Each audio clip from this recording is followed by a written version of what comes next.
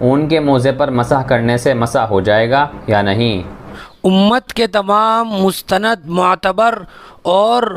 مجتہدین فقہاء اکرام کا اس بات پر اتفاق ہے کہ کپڑے کے وہ موزے جو آج کل رائج ہیں، خواہ وہ کپڑے کے ہوں یا یہ کہ نائلون کے ہوں، اون کے ہوں، وہ ایسے موزے ہیں جن پر